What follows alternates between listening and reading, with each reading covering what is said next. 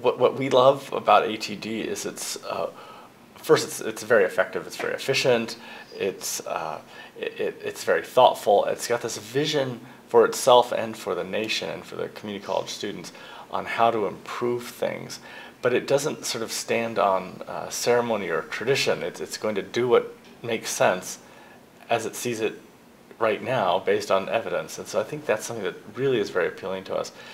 For the work that it does, I think the way it works with the original 7 founding partners and with funders, and of course with the 160 plus at this point, soon to be larger group of colleges, it's trying to engage them in a way from where they are to improve where they need to get to in their own level. And I think it's been very impressive to watch, particularly since not every national program or ambitious program has been so successful in its approach. I think what's great about ATD is this idea of it's a coalition of the willing. It's the reform-minded colleges and their leaders working with their reform-minded faculty on their staff, and over time demonstrating that more data-driven approaches can be more successful and is a better approach than anecdote or instinct or gut feeling or that's the way we always did it. And I think that's a really, really effective way to try to reform a very disconnected system that doesn't have incentives designed to reward people for outcomes, but more typically for enrollment. And so I think this is it's a fabulous concept and idea. And it's the way we look at a lot of our other grant making now, increasingly. How do we get reform-minded groups together? So I think it's a great draw. Well, it's interesting. From our perspective, again, at the Kresge Foundation, we didn't even fund community colleges until 2007. So from 1924 until 2007, we didn't fund community colleges. And we funded traditional four-year institutions, which are still a critical part of the American higher education system. They are a foundational bedrock of the strongest, most competitive higher education system in the world. But community colleges now educate half of America's students.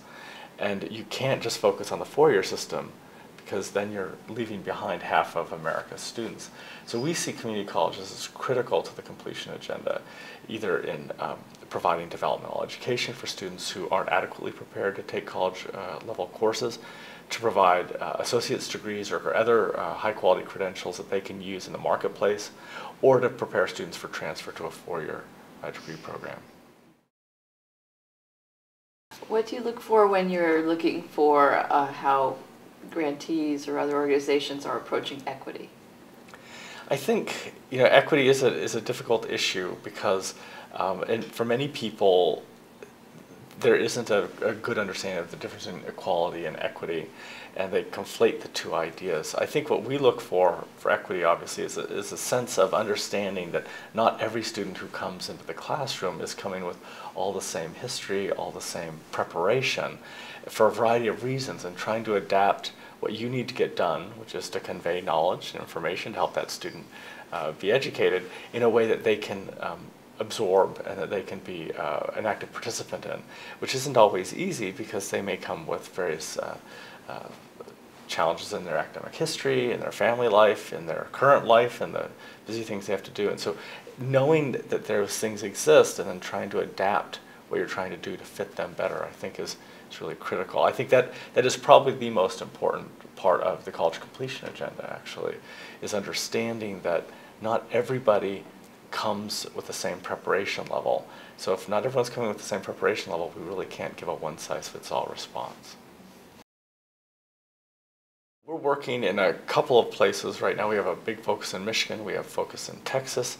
We're part of the Talent Dividend Prize, which is working in 57 cities around the United States to see which community groups of business, community colleges, four-year schools, K through 12, philanthropy, are trying to work, government, trying to work together to improve the production of degrees in their local communities. So there'll be a prize in 3 or 4 years.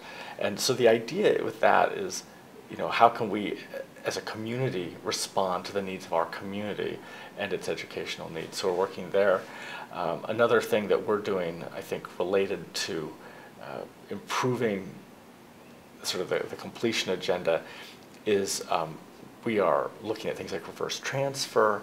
Within states like Texas and Michigan where we're working, we've begun in Michigan a student success center to sort of help coordinate all the various initiatives, because there are lots of them out there, to help colleges take the very best of them and take advantage of them. Do you have a particular draw to dedicating your life to education? Is there something in your background personally that you bring to that? I guess, you know, I did not go to a community college. I went to a four-year school, but education changed my life dramatically. And I think that as I've had in my career watched the sorts of things that go on, it's very clear to me that this is the greatest opportunity to improve people's individual life prospects. And so if we can provide education that meets students where they are and gets them where they want to be, we can really make a huge difference in their lives, the lives of their families, and the lives of the community and the nation as a whole. And so we work in, of course, in the United States, we work in South Africa. You can really do amazing things when you focus on education. It is an investment, obviously, that people can take with them their entire lives. And so it's something that I'm very committed to.